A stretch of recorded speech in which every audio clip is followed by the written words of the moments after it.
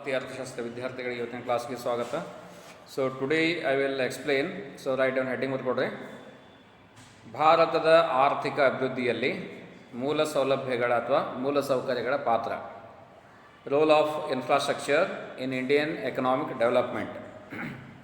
So ಇದರ ಪಾಯಿಂಟ್ಸ್ಗಳನ್ನು ಬರ್ಕೊಡ್ರಿ. So write down the points. First introduction ಅಂದರೆ ಪರಿಚಯ. ಎರಡನೇ ಪಾಯಿಂಟ್ ಬರ್ಕೊಡ್ರಿ, ಮೂಲ ಸೌಲಭ್ಯಗಳ ಎರಡು ವಿಧಗಳು. Two types of infrastructure or types of infrastructure ಅಂತ. ನಂಬರ್ 2 ಟೈಪ್ಸ್ ಆಫ್ ಇನ್ಫ್ರಾಸ್ಟ್ರಕ್ಚರ್, ಮೂಲ ಸೌಲಭ್ಯಗಳ ಪ್ರಕಾರಗಳು. ಆಮೇಲೆ ನೆಕ್ಸ್ಟ್ ಮೂರನೇ ಪಾಯಿಂಟು, ಇಂಪಾರ್ಟೆನ್ಸ್ ಆಫ್ ಇನ್ಫ್ರಾಸ್ಟ್ರಕ್ಚರ್, ಮೂಲ ಸೌಲಭ್ಯಗಳ ಮಹತ್ವ. ಮೂಲ ಸೌಲಭ್ಯಗಳ ಮಹತ್ವ. So these are the 3 contents today I will explain. So here the first one, ಮೂಲ ಸೌಲಭ್ಯಗಳು ಅಂದರೆ ಏನು? What do you mean by infrastructure? How you are going to define infrastructure? So ಈಗ ಮೂಲ ಸೌಲಭ್ಯಗಳು ಅಂದರೆ ಅರ್ಥವ್ಯವಸ್ಥೆಗೆ ಅಗತ್ಯವಿರತಕ್ಕಂತಹ ಮೂಲಾಧಾರಕ್ಕೆ ಒದಗಿಸ್ತಕ್ಕಂತಹ ಒಂದು ಸೇವೆಗಳಲ್ಲಿ ಬರತಕ್ಕಂತಹ ಚಟುವಟಿಕೆಗಳು ಅಂತ ನಾವಿಲ್ಲಿ ಹೇಳಬಹುದು. ಸೊ ಈಗ ಯಾವುದೇ ಒಂದು ಮೂಲಾಧಾರ ಸೇವೆಗಳನ್ನು ಒದಗಿಸ್ತಕ್ಕಂತಹ ಒಂದು ಚಟುವಟಿಕೆಗಳಿಗೆ ಮೂಲ ಸೌಲಭ್ಯಗಳು ಅಂತಲೂ ಸಹ ನಾವು ಇದನ್ನು ಕರಿತೀವಿ. ಅರ್ಥವ್ಯವಸ್ಥೆಯಲ್ಲಿ ಅನೇಕ ರೀತಿಯ ಚಟುವಟಿಕೆಗಳನ್ನು ಮಾಡ್ತಾ ಇದ್ದೀವಿ. ಅವುಗಳಿಗೆ ಮೂಲಾಧಾರವಾಗಿ ಅನೇಕ ರೀತಿಯ ಸೇವೆಗಳು ನಮಗೆ ಬೇಕಾಗ್ತದೆ. ಸೊ ಈ ಸೇವೆಗಳನ್ನು ಒದಗಿಸ್ತಕ್ಕಂಥ ಚಟುವಟಿಕೆಗಳೇ ಅವುಗಳಿಗೇನಂತೀವಿ, ಈ ಒಂದು ಮೂಲ ಸೌಲಭ್ಯಗಳು ಅಂತ ನಾವಿಲ್ಲಿ ಕರೆಯಬಹುದು.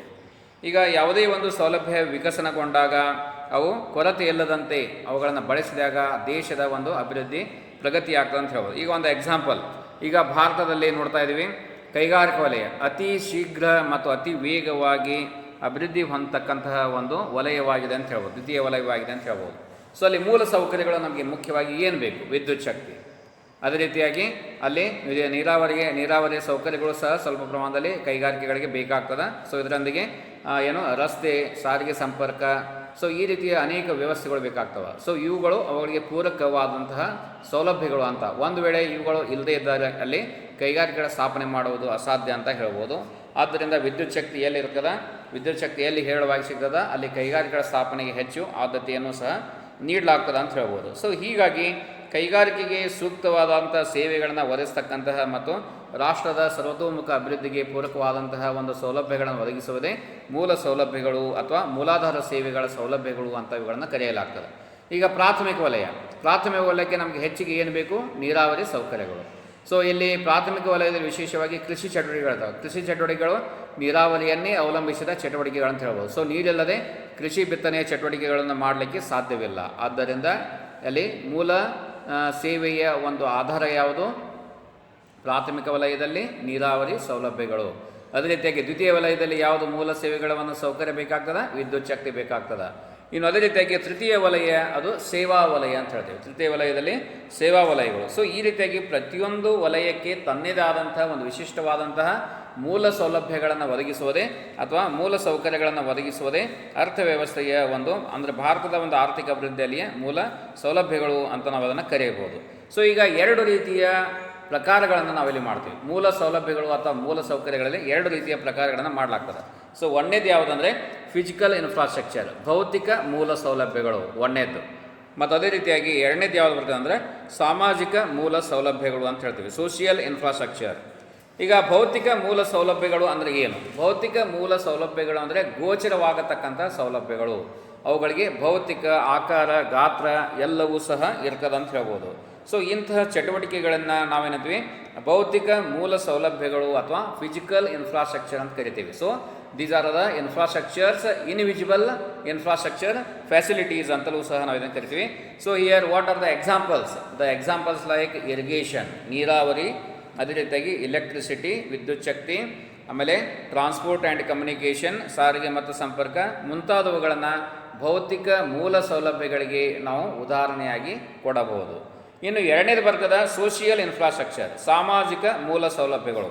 ಅಂದರೆ ಈ ಒಂದು ಸಾಮಾಜಿಕ ಮೌಲ್ಯಗಳುಳ್ಳ ಸೇವೆಗಳನ್ನು ಸಾಮಾಜಿಕ ಮೂಲ ಸೌಕರ್ಯಗಳು ಅಂತ ಇದನ್ನು ಕರೆಯಲಾಗ್ತದೆ. So the activities which have got social values R known as social infrastructure ಅಂತ ಇಲ್ಲಿ ಹೇಳ್ಬೋದು. ಸೊ ಹೀಗಾಗಿ ಸಾಮಾಜಿಕ ಮೌಲ್ಯವುಳ್ಳ ಸೇವೆಗಳಲ್ಲಿ ನಾವು ಇಲ್ಲಿ ಒಳ್ಳೆಯ ಗುಣಮಟ್ಟದ ಒಂದು ಸೇವೆಗಳು ಜನರಿಗೆ ಲಭಿಸುವ ಹಾಗೆ ಪ್ರಯತ್ನಿಸಬೇಕು. ಸೊ ಇದಕ್ಕೆ ಸಾಮಾಜಿಕ ಮೂಲ ಚಟುವಟಿಕೆಗಳು ಅಥವಾ ಮೂಲ ಸೌಲಭ್ಯಗಳು ಅಂತ ಹೇಳ್ತೀವಿ. So what are the examples?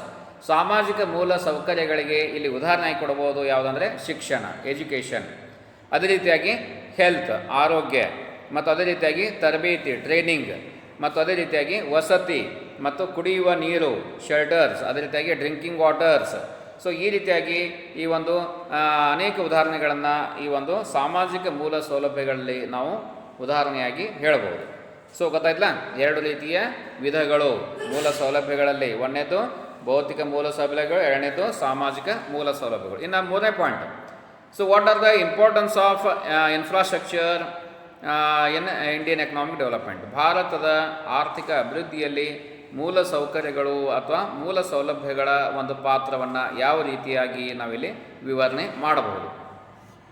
So ಇಲ್ಲಿ ಮುಖ್ಯವಾಗಿ ಒಂದು ಹಿನ್ನೆಲೆಯನ್ನು ಹೇಳಬೇಕಾದ್ರೆ, ಆರ್ಥಿಕ ಅಭಿವೃದ್ಧಿಯಲ್ಲಿ ಮೂಲ ಸೌಲಭ್ಯಗಳ ಒಂದು ಪ್ರಾಮುಖ್ಯತೆ ಅತ್ಯಂತ ಅದರ ಒಂದು ಪಾತ್ರ ಹಿರಿಮೆಯಿಂದ ಕೂಡಿದೆ ಅಥವಾ ಅಸಾಧಾರಣವಾದಂತಹ ಒಂದು ಪಾತ್ರವಾಗಿದೆ ಅಥವಾ ಅಗಾಧವಾದಂತಹ ಒಂದು ಪಾತ್ರ ಅಂತ ನಾವು ಹೇಳ್ಬೋದು.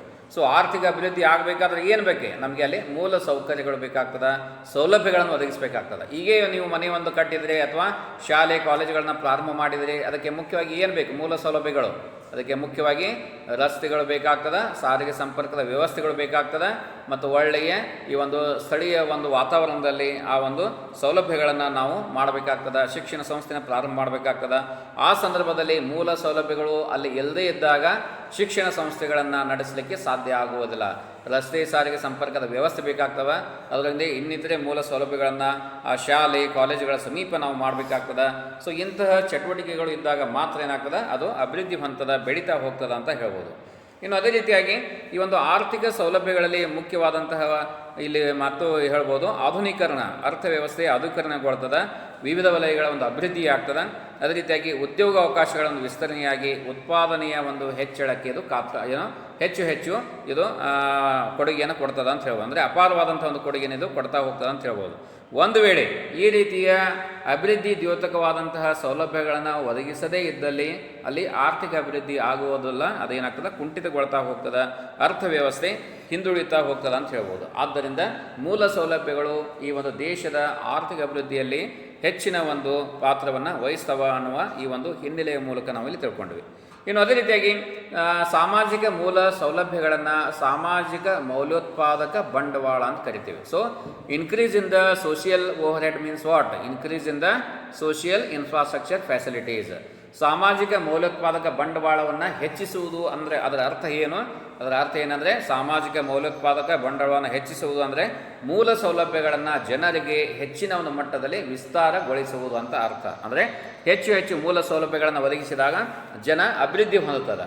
ಜನರ ಒಂದು ಬಯಕೆಗಳು ಏನಿರ್ತವೆ, ಅವರ ಒಂದು ಬೇಡಿಕೆಗಳು ಏನಿರ್ತವೆ, ಅದು ಒಂದು ಶಿಕ್ಷಣ ಇರ್ಬೋದು, ಅದು ಒಂದು ವ್ಯಾಪಾರ ಇರ್ಬೋದು, ಅನೇಕ ರೀತಿಯ ಸೇವೆಗಳಿರ್ಬೋದು, ಅನೇಕ ರೀತಿಯ ಈ ಒಂದು ವಹಿವಾಟುಗಳಿರ್ಬೋದು, ಅವೆಲ್ಲವುಗಳು ಅಭಿವೃದ್ಧಿ ಹೊಂದಲಿಕ್ಕೆ ಇವು ಪೂರಕವಾದಂತಹ ಒಂದು ವಾತಾವರಣವನ್ನು ಸೃಷ್ಟಿ ಮಾಡ್ತವೆ.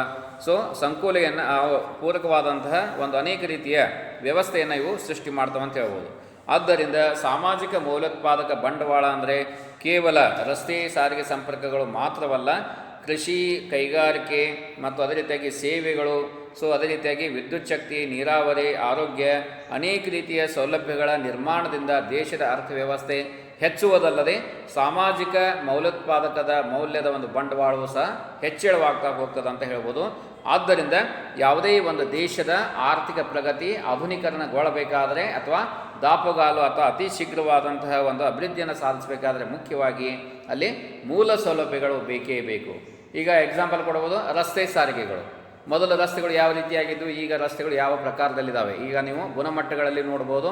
ಸೊ ಅನೇಕ ರೀತಿಯ ಗ್ರಾಮೀಣ ಭಾಗದಲ್ಲಿ ನೋಡ್ಬೋದು, ಮತ್ತು ಅರೆನಗರ ಪಟ್ಟಣಗಳಲ್ಲಿ ನೋಡ್ಬೋದು, ಮಹಾನಗರಗಳಲ್ಲಿ ನೋಡ್ಬೋದು, ರಸ್ತೆಗಳು ಹೇಗೆ ಅಭಿವೃದ್ಧಿ ಹೊಂದ್ತಾ ಇದ್ದಾವೆ. ಅದೇ ರೀತಿಯಾಗಿ ರೈಲು ಮಾರ್ಗಗಳು.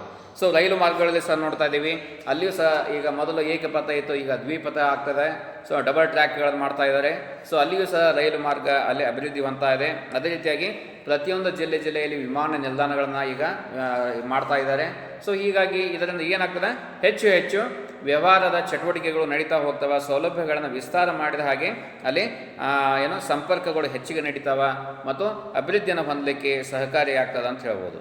ಸೊ ಹೀಗಾಗಿ ಈ ಒಂದು ಸಾಮಾಜಿಕ ಮೌಲ್ಯೋತ್ಪಾದಕ ಮತ್ತು ಸಾಮಾಜಿಕ ಮೂಲ ಸೌಲಭ್ಯಗಳನ್ನು ಒದಗಿಸುವುದರಿಂದ ಏನು ನಮಗೆ ಲಾಭವಿದೆ, ಯಾವ ರೀತಿಯ ಪ್ರಯೋಜನಗಳು, ಅನುಕೂಲತೆಗಳು, ಮಹತ್ವಗಳು ನಮಗೆ ಇಲ್ಲಿ ಕಂಡು ಬರ್ತದೆ. ಮೊದಲನೇದು ಏನಂದರೆ ಅರ್ಥವ್ಯವಸ್ಥೆಯು ಆಧುನೀಕರಣಗೊಳ್ಳುತ್ತದೆ. ಒಂದನೇದು ಸಾಮಾಜಿಕ ಮೂಲ ಸೌಲಭ್ಯಗಳ ಮಹತ್ವದಲ್ಲಿ ಒಂದನೇದು ಅರ್ಥವ್ಯವಸ್ಥೆಯ ಆಧುನೀಕರಣಗೊಳ್ಳುವುದು, ಮಾಡರ್ನೈಸೇಷನ್ ಆಫ್ ಎಕಾನಮಿ.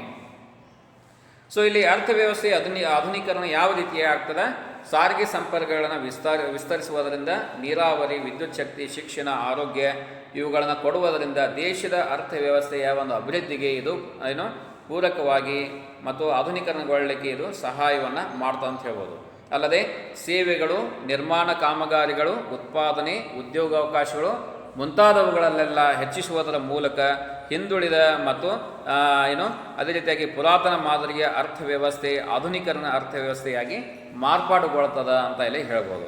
ಸೊ ಹಳೆಯ ಕಾಲದ ಎಲ್ಲ ಚಟುವಟಿಕೆಗಳು ಹೊಸ ಕಾಲದ ಚಟುವಟಿಕೆಗಳಾಗಿ ಬದಲಾವಣೆಗೊಳ್ತವೆ. ಸೊ ಇದರಿಂದ ಏನಾಗ್ತದೆ, ಆಧುನೀಕರಣಗೊಳ್ತಾ ಅರ್ಥವ್ಯವಸ್ಥೆ ದಾಪುಗಾಲನ್ನು ಇಡ್ತದೆ ಅಂತ ಹೇಳ್ಬೋದು. ಮತ್ತು ಜನರಲ್ಲಿ ಅಭಿವೃದ್ಧಿಪರವಾದಂತಹ ಒಂದು ಮನೋಭಾವನೆಯನ್ನು ಈ ಒಂದು ಮೂಲ ಸೌಲಭ್ಯಗಳು ಜನರ ಮನೋಭಾವನೆಯಲ್ಲಿ ಸೃಷ್ಟಿ ಮಾಡ್ತವೆ ಅಂತ ಹೇಳ್ಬೋದು. ಇನ್ನು ಎರಡನೇದು ಅರ್ಥವ್ಯವಸ್ಥೆಯ ಮೂಲಭೂತ ಕಾರ್ಯವಿಧಾನ. So basic functioning of the economy, ಅರ್ಥವ್ಯವಸ್ಥೆಯ ಮೂಲಭೂತ ಕಾರ್ಯವಿಧಾನ ಅಂತ ಹೇಳ್ಬೋದು. ಸೊ ಈಗ ಮೂಲ ಸೌಲಭ್ಯಗಳು ಅಥವಾ ಮೂಲ ಸೌಕರ್ಯಗಳು ಅಸ್ತಿತ್ವದಲ್ಲಿದ್ದರೆ ಅರ್ಥವ್ಯವಸ್ಥೆಯ ಕಾರ್ಯವಿಧಾನದ ಒಂದು ಶೈಲಿಗೆ ವಿಭಿನ್ನವಾಗಿರ್ತದೆ, ಅದು ಬದಲಾಗ್ತಾ ಹೋಗ್ತದೆ ಅಂತ ಹೇಳ್ಬೋದು. ಸೊ ಹೀಗಾಗಿ ಯಾವುದೇ ಒಂದು ದೇಶದ ಅರ್ಥವ್ಯವಸ್ಥೆಯ ನರನಾಡಿಗಳ ಯಾವುದು ಅಂತ ಹೇಳಿದಾಗ ಅಲ್ಲಿ ಮೂಲ ಸೌಲಭ್ಯಗಳು ಅಥವಾ ಮೂಲ ಸೌಕರ್ಯಗಳು ಅಂತ ನಾವಿಲ್ಲಿ ಕರಿತೀವಿ.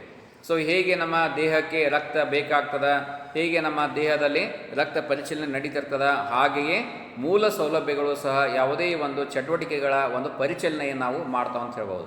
ಒಂದು ವೇಳೆ ರಸ್ತೆ ಇಲ್ಲದೆ ಇದ್ದರೆ ಏನಾಗ್ತಿತ್ತು, ವ್ಯವಹಾರಗಳನ್ನು ಮಾಡಲಿಕ್ಕೆ ಸಾಧ್ಯವಾಗ್ತಿರಲಿಲ್ಲ. ಒಂದು ಪ್ರದೇಶದಿಂದ ಮತ್ತೊಂದು ಪ್ರದೇಶಕ್ಕೆ ಜನರ ವಲಸೆ ಆಗ್ತಿರಲಿಲ್ಲ, ಜನರು ಸ್ಥಳಾಂತರಗೊಳ್ತಿರಲಿಲ್ಲ, ಜನರು ಉದ್ಯೋಗ ಅವಕಾಶಗಳನ್ನು ಮಾಡಲಿಕ್ಕೆ ಆಗ್ತಿರಲಿಲ್ಲ, ಶಿಕ್ಷಣವನ್ನು ಮನೆಯಿಂದ ಬಂದು ಶಾಲೆಗೆ ಮಹಾವಿದ್ಯಾಲಯಗಳು ಪೂರೈಸಲಿಕ್ಕೆ ಸಾಧ್ಯವಾಗ್ತಿರಲಿಲ್ಲ. ಆದ್ದರಿಂದ ಈ ರೀತಿಯ ಮೂಲ ಸೌಲಭ್ಯಗಳನ್ನು ಹೆಚ್ಚಿಸಿದ್ದರಿಂದ ಏನಾಗಿದೆ, ಸೌಲಭ್ಯಗಳು ಎಲ್ಲ ಜನರಿಗೆ ಆಗ್ತಾ ಇದ್ದಾವೆ. ಆದ್ದರಿಂದ ಈ ಒಂದು ಮೂಲ ಸೌಲಭ್ಯಗಳು ಅದು ಏನು, ಅದು ಅರ್ಥವ್ಯವಸ್ಥೆಯ ಒಂದು ನರನಾಡಿ ಇದ್ದ ಹಾಗೆ, ಹೇಗೆ ರಕ್ತದಲ್ಲಿ ಹೇಗೆ ನರಗಳಲ್ಲಿ ಈ ಒಂದು ರಕ್ತ ಪರಿಚಲನೆ ಹೇಗೆ ಅವಶ್ಯಕತೆ ಇರ್ತದೆ, ಹಾಗೆಯೇ ಮೂಲ ಸೌಲಭ್ಯಗಳಲ್ಲಿಯೂ ಸಹ ಇದು ಅತ್ಯವಶ್ಯಕವಾಗ್ತದೆ ಅಂತ ಹೇಳ್ಬೋದು. ಅಲ್ಲದೆ ಅನೇಕ ರೀತಿಯ ಒಂದು ಸೌಲಭ್ಯ. ಇನ್ನು ಮೂರನೇದು ಕೃಷಿಯ ಅಭಿವೃದ್ಧಿ, ಡೆವಲಪ್ಮೆಂಟ್ ಆಫ್ ಅಗ್ರಿಕಲ್ಚರ್. ಸೊ ಮೂಲ ಸೌಲಭ್ಯಗಳಲ್ಲಿ ಕೃಷಿಯ ಅಭಿವೃದ್ಧಿಗೆ ಅಗತ್ಯವಾದಂತಹ ಸೇವೆಗಳನ್ನು ಒಯ್ದು ಮೂಲ ಸೌಕರ್ಯಗಳು ಒದಗಿಸ್ತದೆ ಅಂತ ಹೇಳ್ಬೋದು. ಅಂದರೆ ಕೃಷಿಯ ಅಭಿವೃದ್ಧಿಗೆ ಪೂರಕವಾದಂತಹ ಒಂದು ಅಭಿವೃದ್ಧಿಯ ಒಂದು ವಾತಾವರಣ ಸೃಷ್ಟಿ ಮಾಡುವುದೇ ಮೂಲ ಸೌಲಭ್ಯಗಳು ಅಂತ ಇಲ್ಲಿ ಹೇಳ್ತೀವಿ. ಯಾವ ರೀತಿಯ ಮೂಲ ಸೌಲಭ್ಯಗಳನ್ನು ಕೃಷಿಯಲ್ಲಿ ಒದಗಿಸಲಿಕ್ಕೆ ಸಾಧ್ಯವಿದೆ? ಈಗ ಮುಖ್ಯವಾಗಿ ನೋಡ್ತಾ ಇದ್ದೀವಿ, ಕೃಷಿಗೆ ನಮಗೆ ಅತ್ಯಗತ್ಯವಾದಂತಹ ಮೂಲ ಸೌಕರ್ಯಗಳಲ್ಲಿ ನೀರಾವರಿ, ಇನ್ನೂ ಸ್ವಲ್ಪ ಮುಂದುವರೆದು ಹೋದಂತೆ ವಿದ್ಯುತ್ ಶಕ್ತಿಯ ಅವಶ್ಯಕತೆಯೂ ಸಹ ನಮಗೆ ಬೇಕಾಗ್ತದೆ. ಯಾಕಂದರೆ ನೀರನ್ನು ಎಲ್ಲ ಪ್ರದೇಶಗಳಿಗೆ ಅದು ಸ್ವಾಭಾವಿಕವಾಗಿ ತೆಗೆದುಕೊಂಡು ಹೋಗಲಿಕ್ಕೆ ಸಾಧ್ಯವಾಗುವುದಿಲ್ಲ. ಕೆಲವೊಂದು ಏಳಿದ ಪ್ರದೇಶಗಳಿರ್ತವೆ, ಕೆಲವೊಂದು ತಗ್ಗದಲ್ಲಿರ್ತದೆ, ಕೆಲವೊಂದು ಮೇಲ್ಗಡೆ ಇರ್ತದೆ, ಗುಡ್ಡಗಾಡು ಭಾಗಗಳಲ್ಲಿರ್ತವೆ. ಅಂಥ ಪ್ರದೇಶಗಳಲ್ಲಿ ನಮಗೆ ಪಂಪ್ ಸೆಟ್ಗಳು ಬೇಕಾಗ್ತದೆ. ಸೊ ನೀರನ್ನು ಕೆಳದಿಂದ ಮೇಲಕ್ಕೆ ಎತ್ತಕ್ಕಂಥ ಪಂಪ್ ಸೆಟ್ಗಳು ಬೇಕಾಗ್ತದೆ, ಅದಕ್ಕೆ ವಿದ್ಯುತ್ ಶಕ್ತಿಯ ಅವಶ್ಯಕತೆ ಬೇಕಾಗ್ತದೆ. ಸೊ ಈ ರೀತಿಯ ಅನೇಕ ಮೂಲ ಸೌಕರ್ಯಗಳನ್ನು ಒದಗಿಸುವುದರ ಮೂಲಕ ಅಲ್ಲಿ ಕೃಷಿ ಅಭಿವೃದ್ಧಿಯನ್ನು ಮಾಡಲಿಕ್ಕೆ ಸಾಧ್ಯವಾಗ್ತದೆ ಅಂತ ಹೇಳ್ಬೋದು. ಅಲ್ಲದೆ ಮೂಲ ಸೌಲಭ್ಯಗಳನ್ನು ಒಂದು ವೇಳೆ ನಿರ್ಲಕ್ಷಿಸಿದ್ದೇ ಆದಲ್ಲಿ ಕೃಷಿ ಉತ್ಪನ್ನಗಳನ್ನು ಆ ಪ್ರದೇಶಗಳಿಂದ ಕೃಷಿ ಮಾರುಕಟ್ಟೆಗೆ ಮತ್ತು ಮಾರುಕಟ್ಟೆಯ ಸ್ಥಳಗಳಿಗೆ ತೆಗೆದುಕೊಂಡು ಹೋಗಲಿಕ್ಕೆ ಸಾಧ್ಯ ಆಗುವುದಿಲ್ಲ. ಆದ್ದರಿಂದ ಮೂಲ ಸೌಲಭ್ಯಗಳ ಒಂದು ಅಭಿವೃದ್ಧಿ ಮುಖ್ಯವಾಗಿ ಕೃಷಿಯ ಒಂದು ಅಭಿವೃದ್ಧಿ ಅಂತಲೂ ಸಹ ನಾವಿಲ್ಲಿ ಹೇಳ್ಬೋದು. ಇನ್ನು ನಾಲ್ಕನೇದು ಕೈಗಾರಿಕಾ ಅಭಿವೃದ್ಧಿ, ಡೆವಲಪ್ಮೆಂಟ್ ಆಫ್ ಇಂಡಸ್ಟ್ರಿ. ಸೊ ಈಗ ಯಾವುದೇ ಒಂದು ದೇಶ ಕೈಗಾರಿಕಾ ಅಭಿವೃದ್ಧಿಯನ್ನು ಸಾಧಿಸಬೇಕಾದ್ರೆ ಮುಖ್ಯವಾಗಿ ಏನು, ಅದು ಮೂಲ ಸೌಲಭ್ಯಗಳನ್ನು ಅವಲಂಬಿಸಿದೆ ಅಂತ ನಾವಿಲ್ಲಿ ಹೇಳ್ತೀವಿ. ಸೊ ಯಾವ ರೀತಿಯ ಮೂಲ ಸೌಲಭ್ಯಗಳನ್ನು ನಾವು ಕೈಗಾರಿಕಾ ಅಭಿವೃದ್ಧಿಗೆ ಕೊಡಬೇಕಾಗ್ತದೆ? ಸಾರಿಗೆಯ ರೂಪದಲ್ಲಿ. ಸಾರಿಗೆ ಅಂದ್ರೇನು? ಟ್ರಾನ್ಸ್ಪೋರ್ಟ್. ಸೊ ಕೈಗಾರಿಕೆಗೆ ಅಗತ್ಯವಾದಂತಹ ಈ ಒಂದು ಕಚ್ಚಾ ಸಂಪನ್ಮೂಲಗಳನ್ನು ಒಂದು ಸ್ಥಳದಿಂದ ಮತ್ತೊಂದು ಸ್ಥಳಕ್ಕೆ ತೆಗೆದುಕೊಂಡು ಹೋಗಲಿಕ್ಕೆ, ಉತ್ಪಾದನೆಗೊಂಡಂತಹ ಸರಕುಗಳನ್ನು ಕಾರ್ಖಾನೆಯಿಂದ ಮಾರುಕಟ್ಟೆಯ ಸ್ಥಳಗಳಿಗೆ ಸಾಗಿಸಲಿಕ್ಕೆ, ಮತ್ತು ಕಾರ್ಖಾನೆಯಲ್ಲಿ ಕೆಲಸ ಮಾಡತಕ್ಕಂತಹ ಕಾರ್ಮಿಕ ವರ್ಗ ಮತ್ತು ಅದೇ ರೀತಿಯಾಗಿ ಅವರ ವಾಸಸ್ಥಳದಿಂದ ಕಾರ್ಖಾನೆಗೆ ತೆರಳಲಿಕ್ಕೆ, ಅದೇ ರೀತಿಯಾಗಿ ಉತ್ಪಾದನೆಗೊಂಡಂತಹ ಸರಕುಗಳನ್ನು ತೆಗೆದುಕೊಂಡು ಹೋಗಲಿಕ್ಕೆ ನಮಗೆ ಸಾರಿಗೆ ಅದು ಬೇಕಾಗ್ತದೆ. ಇದರೊಂದಿಗೆ ಸಂಪರ್ಕ, ಕಮ್ಯುನಿಕೇಷನ್. ಸೊ ಈಗ ಏನಪ್ಪ ಕೈಗಾರಿಕೆಗೆ ಏನೇನು ಅವಶ್ಯಕತೆವಾಗಿದೆ, ಸೊ ಸರಕುಗಳನ್ನು ಎಲ್ಲಿ ನಾವು ಮಾರಾಟ ಮಾಡಬೇಕು, ಸೊ ಯಾವ ರೀತಿಯ ಬೆಲೆಯಲ್ಲಿ ಮಾರಾಟ ಮಾಡಬಹುದು, ಸೊ ಈ ರೀತಿಯ ಅನೇಕ ರೀತಿಯ ಕೈಗಾರಿಕೆಗೆ ಸಂಬಂಧಪಟ್ಟಂತಹ ಒಂದು ಮಾಹಿತಿಯನ್ನು ಒದಗಿಸುವುದು. ಮತ್ತು ಗಣಿಗಳಲ್ಲಿ ಯಾವ ರೀತಿಯ ಒಂದು ಗುಣಮಟ್ಟದ ಅಲ್ಲಿ ಅದಿರುಗಳು ಸಿಗ್ತಾ ಇದೆ, ಅದೇ ರೀತಿಯಾಗಿ ಕಚ್ಚಾ ವಸ್ತುಗಳ ಒಂದು ಲಭ್ಯತೆ ಯಾವ ಯಾವ ಪ್ರದೇಶದಲ್ಲಿದೆ, ಸೊ ಈ ರೀತಿಯ ಸಂಪರ್ಕದ ಒಂದು ಮಾಹಿತಿಯನ್ನು ಈ ಒಂದು ಮೂಲ ಸೌಲಭ್ಯಗಳಲ್ಲಿ ವಿವರಣೆ ಮಾಡಬಹುದು. ಅಲ್ಲದೆ ಈ ಒಂದು ಮೂಲ ಸೌಲಭ್ಯಗಳ ಲಭ್ಯತೆ ಎಲ್ಲಿ ಕಂಡು ಬರ್ತದ ಅಲ್ಲಿ ಕೈಗಾರಿಕಾ ಅಭಿವೃದ್ಧಿ ಅತಿ ವೇಗವನ್ನು ಪಡಿತದ ಅಂತ ಹೇಳ್ಬೋದು. ಇನ್ನು 5ನೇದು ಬರ್ಕೊಡ್ರಿ, ಉದ್ಯೋಗ ಅವಕಾಶಗಳ ಸೃಷ್ಟಿ, ಕ್ರಿಯೇಷನ್ ಆಫ್ ಎಂಪ್ಲಾಯ್ಮೆಂಟ್ ಅಪರ್ಚುನಿಟೀಸ್, ಉದ್ಯೋಗ ಅವಕಾಶಗಳ ಸೃಷ್ಟಿ. ಸೊ ಮೂಲ ಸೌಲಭ್ಯಗಳು ಅಪಾರ ಸಂಖ್ಯೆಯ ಉದ್ಯೋಗ ಅವಕಾಶಗಳನ್ನು ಸೃಷ್ಟಿಸುವ ಒಂದು ಸಾಮರ್ಥ್ಯವನ್ನು ಇವು ಪಡೆದಿದ್ದಾವೆ ಅಂತ ಹೇಳ್ಬೋದು. ಯಾವ ರೀತಿಯ ಒಂದು ಸಾಮರ್ಥ್ಯವನ್ನು ಪಡೆದಿದ್ದಾವೆ ವಿಶೇಷವಾಗಿ ಹೇಳ್ತಾ ಇದ್ದೀವಿ ಇಲ್ಲಿ, ಸಾರಿಗೆ, ಸಂಪರ್ಕ, ಆರೋಗ್ಯ, ಶಿಕ್ಷಣ, ಸಂಶೋಧನೆ, ವಿದ್ಯುತ್ ಶಕ್ತಿ ಪೂರೈಕೆ. ಸೊ ಈ ರೀತಿಯ ಅಧಿಕ ಪ್ರಮಾಣದ ಸೇವೆಗಳು, ಅಧಿಕ ಸಂಖ್ಯೆಗಳ ಉದ್ಯೋಗ ಅವಕಾಶಗಳನ್ನು ಸೃಷ್ಟಿ ಮಾಡುವುದರಲ್ಲದೆ ಆದಾಯವನ್ನು ಅಧಿಕ ರೂಪದಲ್ಲಿ ಅಂದರೆ ಹೆಚ್ಚಿನ ಒಂದು ಮಟ್ಟದಲ್ಲಿ ಏರಿಸಲಿಕ್ಕೆ ಇದರಿಂದ ಸಾಧ್ಯವಾಗಿದೆ ಅಂತ ಹೇಳ್ಬೋದು. ಸೊ ಉತ್ಪಾದನೆಯ ಏರಿಕೆ, ಇದರ ಅರ್ಥ ಏನು? ಆರ್ಥಿಕ ಚಟುವಟಿಕೆಗಳ ಏರಿಕೆಯಾಗಿದೆ ಅಥವಾ ವಿಸ್ತಾರವಾಗಿದೆ ಅಂತ ಇದರ ಅರ್ಥ ಅಂತ ಹೇಳ್ಬೋದು. ಸೊ ಉತ್ಪಾದನಾ ಚಟುವಟಿಕೆಗಳು ಅಧಿಕವಾಗಲಿಕ್ಕೆ ಮುಖ್ಯವಾದ ಕಾರಣ ಏನು? ಆರ್ಥಿಕ ಚಟುವಟಿಕೆಗಳು ಅಧಿಕತೆಯಿಂದ ಕೂಡಿರುವುದು ಅಂತ ಇಲ್ಲಿ ಹೇಳ್ಬೋದು. ಆದ್ದರಿಂದ ಈ ರೀತಿಯ ಆಗುವುದರಿಂದ ಏನಾಗ್ತದೆ, ನಿರುದ್ಯೋಗದ ಒಂದು ಸನ್ನಿವೇಶ ಹೋಗಿಬಿಡ್ತದೆ. ಸೊ ಉದ್ಯೋಗ ಅವಕಾಶ ಸೃಷ್ಟಿಯಾಗಿ ನಿರುದ್ಯೋಗದ ಪ್ರಮಾಣ ಕಡಿಮೆ ಆಗ್ತಾ ಹೋಗ್ತದೆ. ಆದ್ದರಿಂದ ಈ ಒಂದು ಮೂಲ ಸೌಲಭ್ಯಗಳು ದೇಶದ ಒಂದು ಆರ್ಥಿಕ ಅಭಿವೃದ್ಧಿಯಲ್ಲಿ, ಪ್ರಗತಿಯಲ್ಲಿ ಮಹತ್ವವನ್ನು ವಹಿಸ್ತಾವೆ ಅಂತ ಹೇಳ್ಬೋದು. ಇನ್ನು 6ನೇದ್ದು ಬಂಡವಾಳ ಹೂಡಿಕೆ, ಇನ್ವೆಸ್ಟ್ಮೆಂಟ್ ಆಫ್ ಕ್ಯಾಪಿಟಲ್. ಸೊ ಈಗ ಬಂಡವಾಳ ಹೂಡಿಕೆಯಲ್ಲಿ ಯಾವ ರೀತಿಯಾಗಿ ಹೇಳ್ಬೋದು, ಸೊ ಮೂಲ ಸೌಲಭ್ಯಗಳು ಬಂಡವಾಳವನ್ನು ಇವು ಉತ್ತೇಜಿಸುತ್ತವೆ ಅಂತ ಹೇಳ್ಬೋದು. ಮೂಲ ಸೌಕರ್ಯಗಳು ಬಂಡವಾಳನ ಉತ್ತೇಜಿಸ್ತವೆ. ಈಗ ನೋಡ್ಬೋದು, ಯಾಕೆ ಬರೀ ಪಟ್ಟಣಗಳಲ್ಲಿ, ಮಹಾನಗರಗಳಲ್ಲಿ ಮಾತ್ರ ಬಂಡವಾಳ ಹೋಗ್ತದೆ, ಗ್ರಾಮೀಣ ಭಾಗಗಳಲ್ಲಿ ಯಾಕೆ ಬಂಡವಾಳ ಬರ್ಬೋದಿಲ್ಲ? ಇದಕ್ಕೆ ಮುಖ್ಯ ಕಾರಣ ಮೂಲ ಸೌಲಭ್ಯಗಳು. ಏನು ಮಹಾನಗರಗಳಲ್ಲಿ, ನಗರಗಳಲ್ಲಿ ನೋಡ್ತಾ ಇದ್ವಿ, ಎಲ್ಲ ರೀತಿಯ ಮೂಲ ಸೌಕರ್ಯಗಳನ್ನು ಒದಗಿಸಿದೆ. ಅದೇ ಗ್ರಾಮೀಣ ಭಾಗದಲ್ಲಿ ಹೋದಾಗ ಆ ರೀತಿಯ ಸೌಲಭ್ಯಗಳು ನಮಗೆ ಸಿಗುವುದಿಲ್ಲ. ನೈರ್ಮಲೀಕರಣ ಸಿಗುವುದಿಲ್ಲ, ಒಳ್ಳೆಯ ಕುಡಿಯುವ ಶುದ್ಧ ನೀರು ಸಿಗುವುದಿಲ್ಲ. ಅದೇ ರೀತಿಯಾಗಿ ಅಲ್ಲಿ ಸುತ್ತಮುತ್ತಲಿನ ವಾತಾವರಣ ಸರಿಯಾಗಿ ಪರಿಸರದ ಒಂದು ಅಭಿವೃದ್ಧಿ ಆಗಿರುವುದಿಲ್ಲ. ಸೊ ಇವೆಲ್ಲವುಗಳ ಸರಿಯಾದ ಒಂದು ನಾವು ಎಲ್ಲ ವ್ಯವಸ್ಥೆ ನೋಡ್ತೀವಿ ನಗರ ಪ್ರದೇಶಗಳಲ್ಲಿ, ಮಹಾನಗರಗಳಲ್ಲಿ ನಾವು ನೋಡ್ತಾ ಇದ್ದೀವಿ. ಹಾಗಾಗಿ ಅಲ್ಲಿ ಏನಾಗ್ತದೆ, ಉದ್ಯೋಗ ಅವಕಾಶಗಳ ಸೃಷ್ಟಿಗೆ ಪೂರಕವಾದಂಥ ಒಂದು ವಾತಾವರಣ, ಅಲ್ಲಿ ಹೆಚ್ಚು ಹೆಚ್ಚು ಬಂಡವಾಳ ಹೂಡುವುದರ ಮೂಲಕ ಆ ಪ್ರದೇಶಗಳು ಏನಾಗ್ತವೆ, ಅಭಿವೃದ್ಧಿಗೊಳ್ತಾ ಹೋಗ್ತವೆ. ಎಲ್ಲಿ ಒಂದು ಕಾರ್ಖಾನೆ ಹುಟ್ಟುತ್ತದೋ ಅಲ್ಲಿ ಒಂದು ಮಹಾನಗರ, ಅಲ್ಲಿ ಒಂದು ನಗರ, ಅಲ್ಲಿ ಒಂದು ಬಹುಸಂಖ್ಯೆಯ ಒಂದು ನಗರ ಬೆಳೀತದ ಅಂತ ಹೇಳ್ಬೋದು. ಈಗ ಒಂದು ಎಕ್ಸಾಂಪಲ್ ಹೇಳ್ಬೋದು, ಇಲ್ಲಿ Gokak falls. So Gokak textile ಮಿಲ್ಲಲ್ಲಿ ಆ ಒಂದು ಸಣ್ಣದಾದಂಥ ತನ್ನದೇ ಆದಂಥ ಒಂದು ಪಟ್ಟಣವನ್ನು ಅದು ನಿರ್ಮಿಸಿದೆ ಅಂತ ಹೇಳ್ಬೋದು. ಸೊ ಮಿನಿ ಟೌನ್ಸ್ಗಳು ನಿರ್ಮಾಣಗೊಳ್ತವೆ. ಎಲ್ಲೆಲ್ಲಿ ದೊಡ್ಡ ದೊಡ್ಡ ಕಾರ್ಖಾನೆಗಳ ಒಂದು ಉಗಮ ಆಗ್ತದೋ, ಪ್ರಾರಂಭವಾಗ್ತವೋ ಅಲ್ಲಿ ಸಣ್ಣ ಸಣ್ಣ ಜನವಸತಿ ಪ್ರದೇಶಗಳು ಅಲ್ಲಿ ಹುಡ್ತಾವ ಅಂತ ಹೇಳ್ಬೋದು. ಆದ್ದರಿಂದ ಬಂಡವಾಳ ಹೂಡಿಕೆ ಅಂಥ ಪ್ರದೇಶಗಳಲ್ಲಿ ಹೆಚ್ಚಿಗೆ ಆಗ್ತದೆ. ಮೂಲ ಸೌಲಭ್ಯಗಳನ್ನು ಉತ್ತೇಜಿಸ್ತದ. ಮೂಲ ಸೌಲಭ್ಯಗಳು ಬಂಡವಾಳವನ್ನು ಉತ್ತೇಜಿಸ್ತಾವ, ಪ್ರೇರೇಪಣೆ ಮಾಡ್ತಾವ. ಆದ್ದರಿಂದ ಬಂಡವಾಳ ಹೆಚ್ಚಳದೊಂದಿಗೆ ಉತ್ಪಾದನೆ, ಉದ್ಯೋಗ ಅವಕಾಶಗಳು ಹೆಚ್ಚಿ ಏನಾಗ್ತದೆ, ಅಪಾರ ಪ್ರಮಾಣದ ಒಂದು ಆರ್ಥಿಕ ಬದಲಾವಣೆಗೆ ಮತ್ತು ಆಧುನೀಕರಣಕ್ಕೆ ಅದು ಕಾರಣವಾಗ್ತದೆ. ಇದರಿಂದ ದೇಶದ ಒಂದು ಅರ್ಥವ್ಯವಸ್ಥೆಗೆ ನವಚೇತನವನ್ನು ಕೊಟ್ಟ ಹಾಗೆ ಆಗ್ತದೆ, ಹೊಸ ಚೈತನ್ಯವನ್ನು ನೀಡಿದ ಹಾಗೆ ಆಗ್ತದೆ ಅಂತ ಹೇಳ್ಬೋದು. ಇನ್ನು 7ನೇದು ಹಿಂದುಳಿದ ಪ್ರದೇಶಗಳ ಅಭಿವೃದ್ಧಿ, development of backward areas. So ಈ ಒಂದು ಹಿಂದುಳಿದ ಪ್ರದೇಶಗಳ ಅಭಿವೃದ್ಧಿಯು ಸಹ ಈ ಒಂದು ಮೂಲ ಸೌಲಭ್ಯಗಳ ಒಂದು ಪ್ರಮುಖವಾದಂತಹ ಒಂದು ಮಹತ್ವವನ್ನು ಇದು ಹೇಳ್ತದೆ ಅಂತ ಹೇಳ್ಬೋದು. ಈಗ ಹಿಂದುಳಿದ ಪ್ರದೇಶಗಳಲ್ಲಿ ನೋಡ್ತಾ ಇದ್ದೀವಿ, ಮೂಲ ಸೌಲಭ್ಯಗಳು ಒಂದು ಪಾತ್ರ ಅತ್ಯಂತ ಮಹತ್ವವಾಗಿದೆ ಅಂತ ಹೇಳ್ಬೋದು. ಯಾಕೆ? ಸೊ ಮೂಲ ಸೌಲಭ್ಯಗಳ ಹೊರತಾಗಿ ಕೆಲವು ಪ್ರದೇಶಗಳು, ಆಮೇಲೆ ಅದೇ ರೀತಿಯಾಗಿ ಉಳಿದ ಪ್ರದೇಶಗಳು ಮೂಲೆ ಗುಂಪಾಗ್ತಕ್ಕಂತಹ ಒಂದು ಸಂದರ್ಭ ಒದಗಿ ಬರ್ತದೆ. ಕೇವಲ ಎಲ್ಲಿ ಮೂಲ ಸೌಲಭ್ಯಗಳು ಒದಗಿರ್ತವೆ ಅಲ್ಲಷ್ಟೇ ಅಭಿವೃದ್ಧಿವಂತವ. ಮೂಲ ಸೌಲಭ್ಯಗಳನ್ನು ಒದಗಿಸ್ತಾ ಇರತಕ್ಕಂಥ ಪ್ರದೇಶಗಳು ಏನಾಗ್ತವೆ, ಅಭಿವೃದ್ಧಿಗೊಳ್ಳುವುದೇ ಇಲ್ಲ. ಆದ್ದರಿಂದ ಮೂಲ ಸೌಲಭ್ಯಗಳನ್ನು ನಾವು ಹಿಂದುಳಿದ ಪ್ರದೇಶಗಳಲ್ಲಿ ಮಾಡಿದಾಗ ಮಾತ್ರ ಹಿಂದುಳಿದ ಪ್ರದೇಶಗಳು ಏನಾಗ್ತವೆ, ಅಭಿವೃದ್ಧಿ ಹೊಂದ್ತಾವ ಅಂತ ಹೇಳ್ಬೋದು. ಆದ್ದರಿಂದ ಅಲ್ಲಿ ವಿವಿಧ ಸೇವೆಗಳನ್ನು ಮತ್ತು ವಿವಿಧ ಆರ್ಥಿಕ ಚಟುವಟಿಕೆಗಳನ್ನು ಅಲ್ಲಿ ಹಮ್ಮಿಕೊಳ್ಳುವುದರ ಮೂಲಕ ಮತ್ತು ಅವುಗಳಿಗೆ ಪೂರಕವಾದಂತಹ ಮೂಲ ಸೌಲಭ್ಯಗಳನ್ನು ಒದಗಿಸೋದರ ಮೂಲಕ ಹಿಂದುಳಿದ ಪ್ರದೇಶಗಳ ಒಂದು ಅಭಿವೃದ್ಧಿಗೆ ಇದು ಸಹಕಾರಿಯಾಗುತ್ತದೆ ಅಂತ ಹೇಳ್ಬೋದು. ಇನ್ನು 8ನೇದು ಸಾಮಾಜಿಕ ಪರಿವರ್ತನೆ.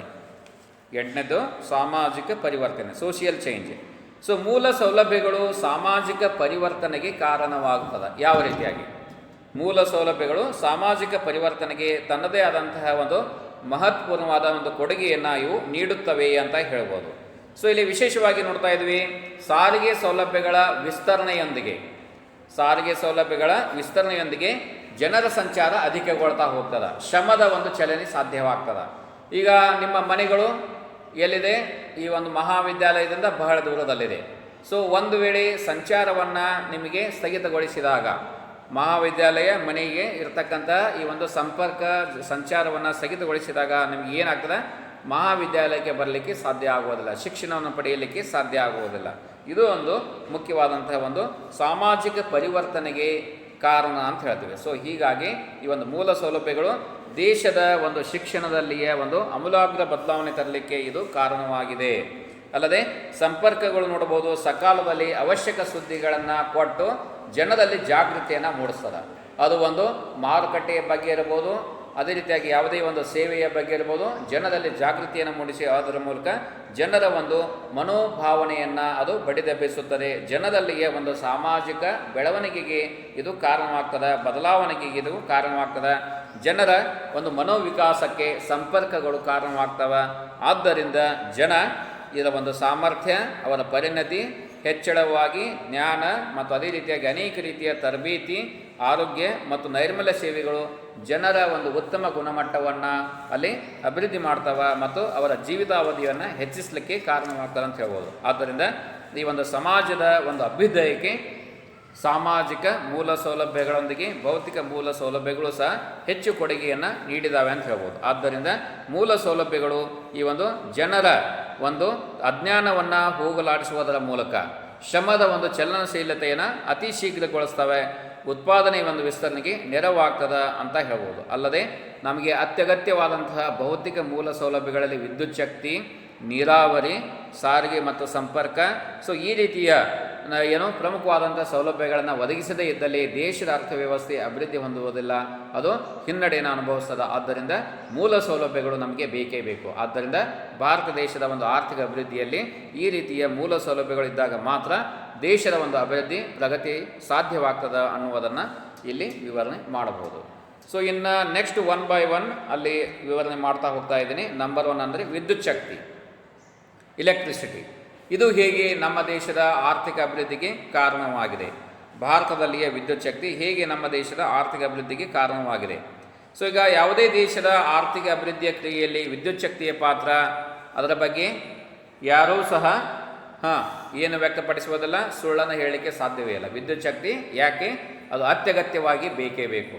ಸೊ ವಿದ್ಯುತ್ ಶಕ್ತಿ ಇಲ್ಲದೆ ಅಭಿವೃದ್ಧಿಯನ್ನು ಮಾಡ್ತೀವಿ ಅಂದರೆ ಅದು ಸುಳ್ಳು ಅಂತ ಹೇಳ್ಬೋದು. ವಿದ್ಯುತ್ ಶಕ್ತಿ ನಮಗೆ ಅತ್ಯಗತ್ಯವಾಗಿದೆ, ಅದು ಬೇಕೇ ಬೇಕು. ಆಧುನಿಕ ಯುಗದಲ್ಲಿ ವಿದ್ಯುತ್ ಶಕ್ತಿಯ ಸಹಾಯವಿಲ್ಲದೆ ಕಾರ್ಯಚಟುವಟಿಕೆಗಳು, ಆರ್ಥಿಕ ಚಟುವಟಿಕೆ ಅಷ್ಟೊಂದು ಸುಗಮವಾಗಿ ನಡೆಸಿಕೊಂಡು ಹೋಗಲಿಕ್ಕೆ ಸಾಧ್ಯ ಆಗುವುದಿಲ್ಲ. ಆರ್ಥಿಕ ಅಭಿವೃದ್ಧಿಯ ಒಂದು ಕ್ರಿಯೆ, ಅದೇ ರೀತಿಯಾಗಿ ಜೀವನ, ವಿದ್ಯುತ್ ಶಕ್ತಿಯ 2 ಮುಖಗಳು ಅಂತಲೂ ಸಹ ನಾವು ಹೇಳ್ಬೋದು. ಆರ್ಥಿಕ ಅಭಿವೃದ್ಧಿ ಕ್ರಿಯೆ ಯಾವುದರ ಮೇಲೆ ಅವಲಂಬಿತವಾಗಿದೆ? ವಿದ್ಯುತ್ ಶಕ್ತಿ ಎಂಬ ಜೀವನದ ಮೇಲೆ ಅವಲಂಬಿತವಾಗಿದೆ.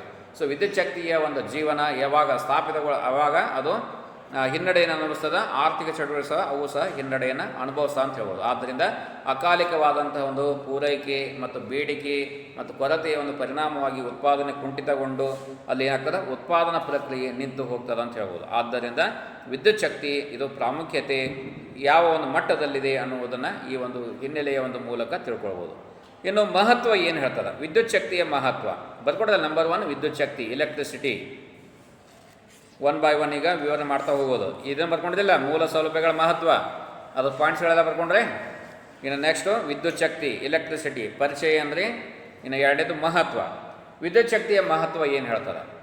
ಸೊ ಪರಿಚಯ ತೆಗೆದುಕೊಂಡ್ರೆ ಇನ್ನು ಮಹತ್ವ. ವಿದ್ಯುತ್ ಶಕ್ತಿಯು ಕೃಷಿಯ ಅಭಿವೃದ್ಧಿಗೆ ಕಾರಣವಾಗಿದೆ. ಸೊ ಕೃಷಿಯ ಅಭಿವೃದ್ಧಿಯಲ್ಲಿ ಮಹತ್ವವಾದಂಥ ಒಂದು ಪಾತ್ರವನ್ನು ಇದು ವಹಿಸುತ್ತದೆ ಅಂತ ಹೇಳ್ಬೋದು.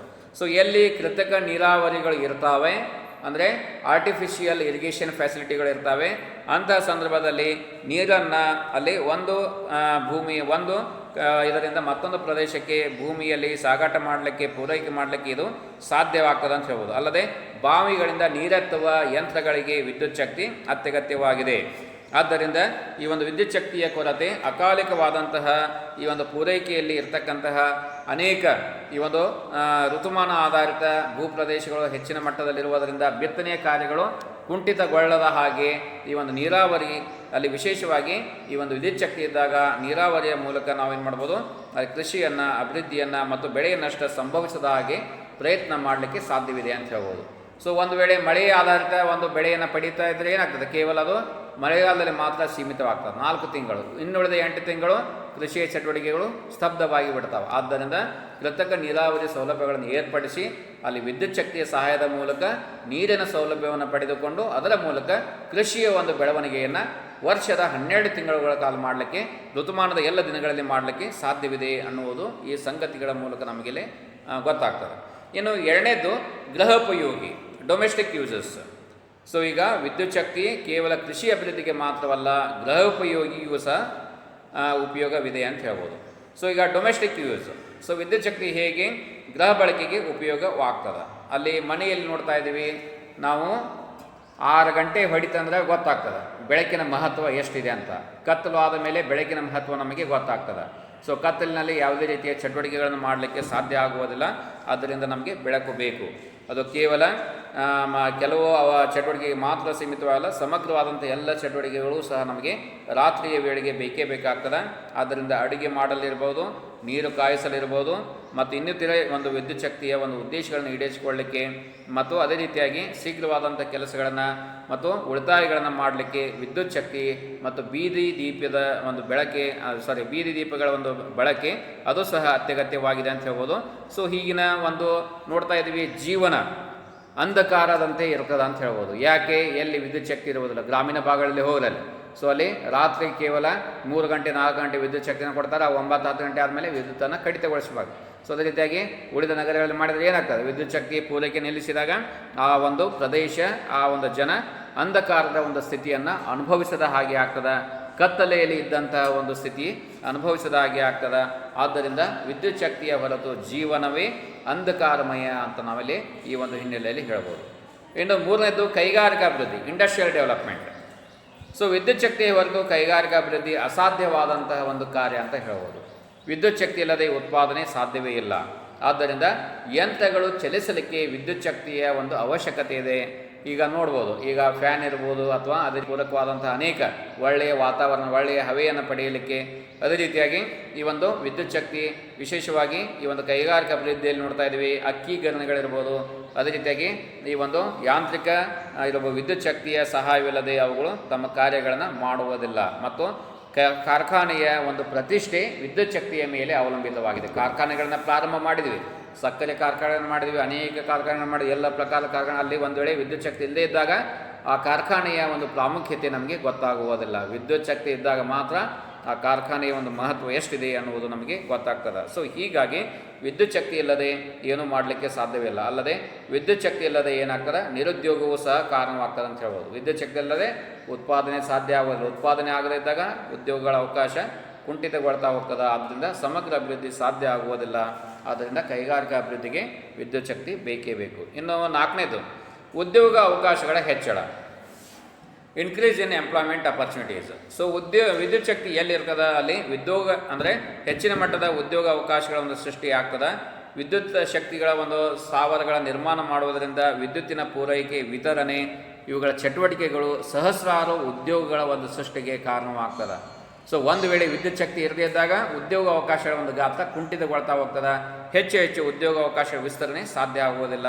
ಆದ್ದರಿಂದ ವಿದ್ಯುತ್ ಶಕ್ತಿ ಬೇಕೇ ಬೇಕು. ವಿದ್ಯುತ್ ಶಕ್ತಿ ಇಲ್ಲದೆ ಉದ್ಯೋಗ ಅವಕಾಶಗಳ ಒಂದು ಹೆಚ್ಚಳ ಆಗುವುದಿಲ್ಲ ಅಂತ ಹೇಳ್ಬೋದು. ಇನ್ನು 5ನೇದು ಅಭಿವೃದ್ಧಿಯ ಸೂಚಿಯಾಗಿದೆ. ವಿದ್ಯುತ್ ಶಕ್ತಿ ಅಭಿವೃದ್ಧಿಯ ಒಂದು ಸೂಚಿ ಅಂತ ಹೇಳ್ಬೋದು. So electricity is an development indicator. So ವಿದ್ಯುತ್ ಶಕ್ತಿಯನ್ನು ಅಭಿವೃದ್ಧಿಯ ಸೂಚಿಯಾಗಿದೆ.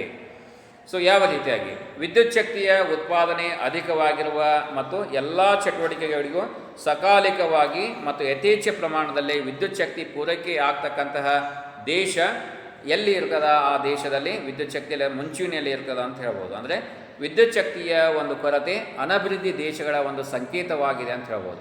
ಎಲ್ಲಿ ವಿದ್ಯುತ್ ಶಕ್ತಿ ಇರುವುದಲ್ಲೋ ಆ ದೇಶ ಹಿಂದುಳಿದ ದೇಶವಾಗಿದೆ, ಅನಭಿವೃದ್ಧಿ ದೇಶವಾಗಿದೆ ಅಂತ ನಾವು ಹೇಳ್ಬೋದು. ಎಲ್ಲಿ ವಿದ್ಯುತ್ ಶಕ್ತಿ ಸಿಗ್ತದೋ ಆ ಒಂದು ದೇಶ ಅಭಿವೃದ್ಧಿಶೀಲ ದೇಶ ಮತ್ತು ಅಭಿವೃದ್ಧಿ ಹೊಂದಿದ ದೇಶ ಅಂತಲೂ ಸಹ ನಾವು ಈ ಒಂದು ಅಭಿವೃದ್ಧಿಯ ಸೂಚಿಯಲ್ಲಿ ವಿದ್ಯುತ್ ಶಕ್ತಿಯ ಒಂದು ಪಾತ್ರವನ್ನು ವಿವರಣೆ ಮಾಡಬಹುದು. ಇನ್ನು ನೆಕ್ಸ್ಟ್ ಹೆಡ್ಡಿಂಗ್ ಬರ್ಕೊಡ್ರಿ, ಸಾರಿಗೆ ವ್ಯವಸ್ಥೆ. ವಿದ್ಯುತ್ ಶಕ್ತಿ ಮುಗಿತ. ನಂಬರ್ 2 ಸಾರಿಗೆ ವ್ಯವಸ್ಥೆ, ದ ಟ್ರಾನ್ಸ್ಪೋರ್ಟ್ ಸಿಸ್ಟಮ್. ಇದನ್ನು ನಾಳೆ ಕ್ಲಾಸಲ್ಲಿ ಹೇಳ್ತೇನೆ. ಟೈಮ್ ಆಯಿತು. ಸಾರಿಗೆ ವ್ಯವಸ್ಥೆ ಅಂತ ಬರ್ಕೊಡು. ನೆಕ್ಸ್ಟ್ ಕ್ಲಾಸಲ್ಲಿ ಹೇಳ್ತೇನೆ ಇದನ್ನು.